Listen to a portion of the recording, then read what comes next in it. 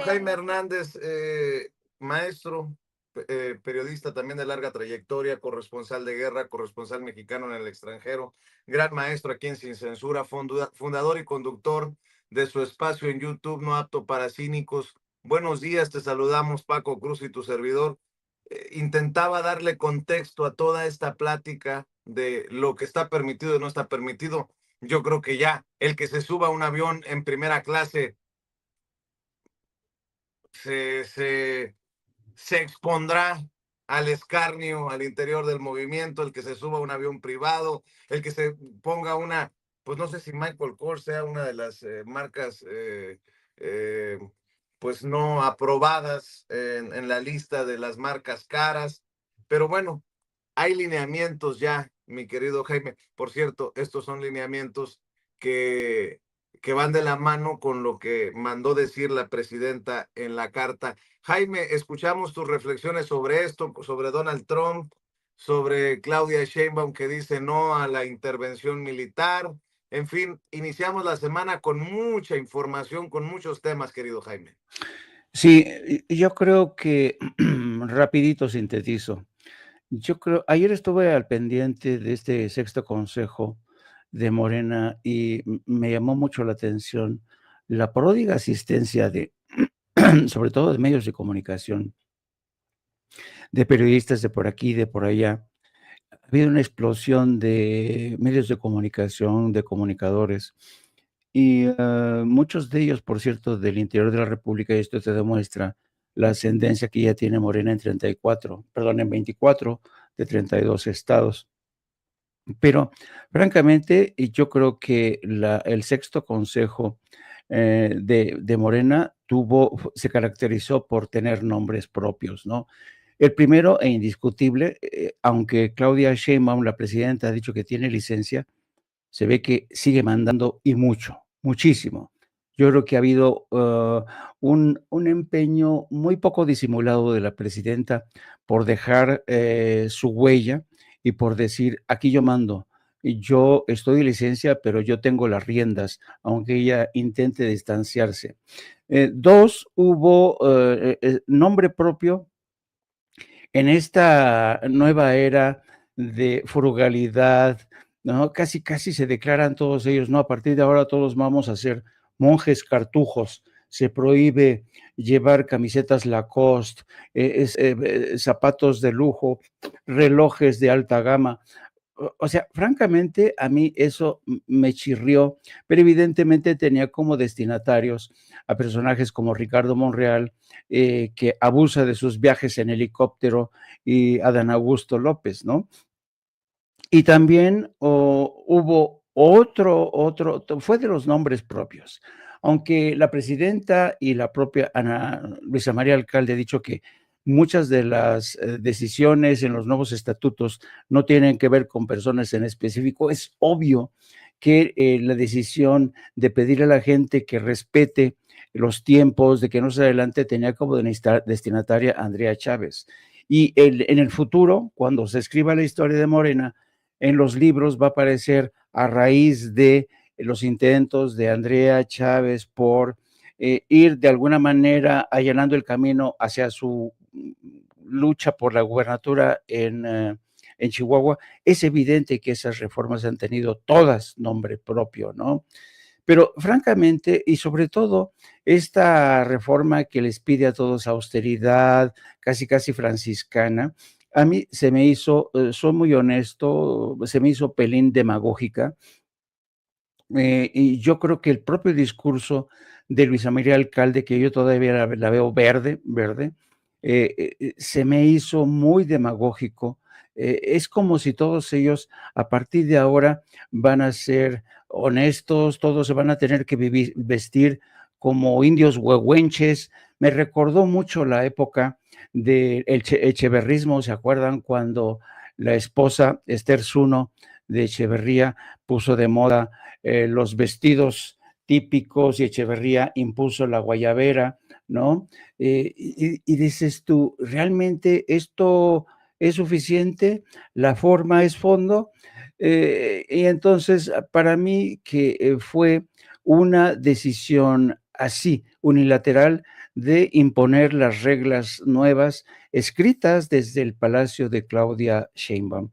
Y además otra cosa, yo creo que si uno hace realmente un análisis serio, uno dice, bueno, entonces, ¿en qué distingue este nuevo partido, este nuevo movimiento de los anteriores? Cierto es que hay una prohibición cada vez mayor para temas de corrupción, nepotismo, pero la pregunta es, ¿Morena ha dejado de ser una jaula de grillos? Desde mi punto de vista, no. Sigue habiendo mucho grillerío, cada quien va a buscar, se va a ingeniárselas para ver de qué manera simula, ¿no? Pacta y de alguna manera esta mirada hacia adelante intenta dejar atrás los casos de Mayer, los Yunes. Se le preguntó, por ejemplo, qué pasaba en el estado de Veracruz. ¿Por qué en el estado de Veracruz el Partido del Trabajo había sido incapaz de llegar a un acuerdo con Morena? Se le preguntó si estas reglas de pues, la austeridad eran extensivas a las otras partidos aliados, como es el Partido Verde, como es el Partido del Trabajo. Y sí, de alguna manera los líderes de esos partidos, me refiero al Partido del Trabajo y el Partido Verde, van a echar mano de subterfugios para escaquearse, ¿no? Para decir, no, no, no, eso se acordó en el seno de Morena.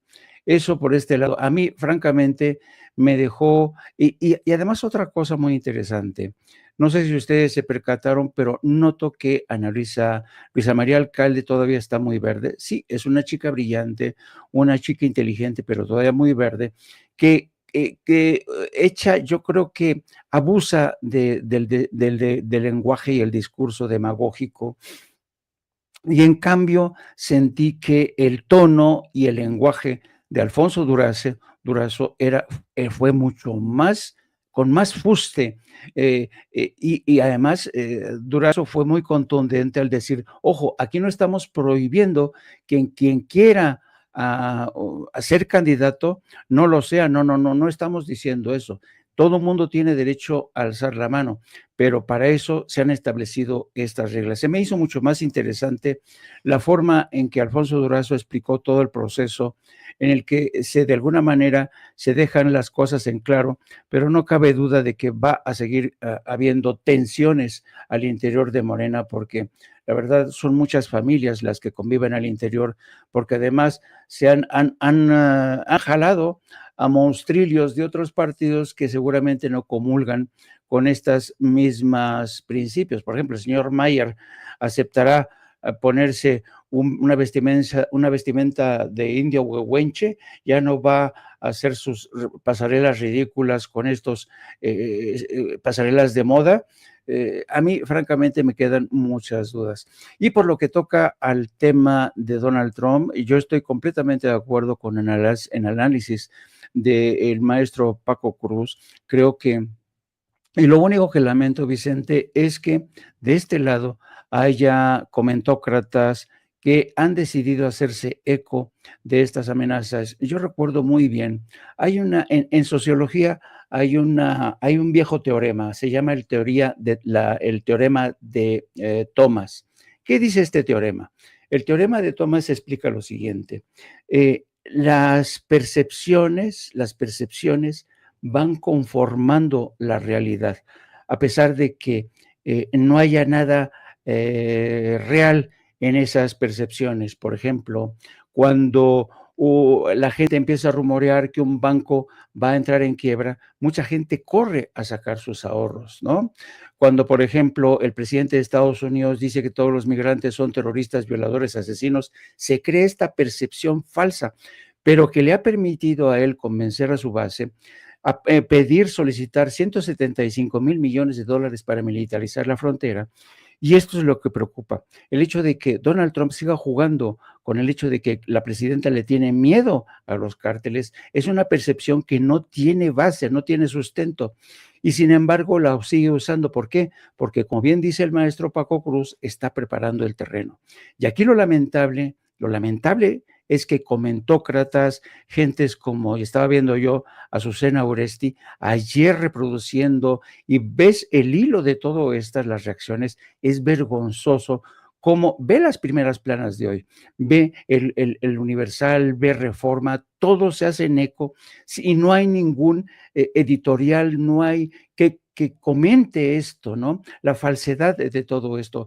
Yo creo que aquí la prensa grande está faltando a su deber y yo creo que es fundamental hablar de esto, de las percepciones que Estados Unidos intenta imponernos sin que haya ninguna base al respecto.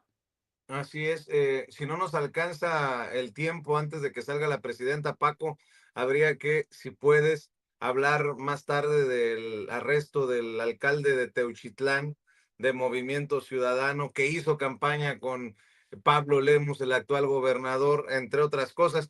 Pero déjenme pedirle a Ceci que nos permita escuchar a Paco Ignacio Taibo II, porque en torno a esto del Consejo Nacional de Morena, suelta muy a su estilo tres declaraciones que creo que deben de ser reflexionadas.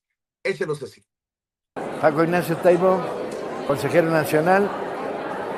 Este consejo es importante porque establece, si salimos bien, un código ético muy rígido, yo diría que puritano, calvinista, está muy bien para limpiar de basura a nuestro partido, que falta le hace.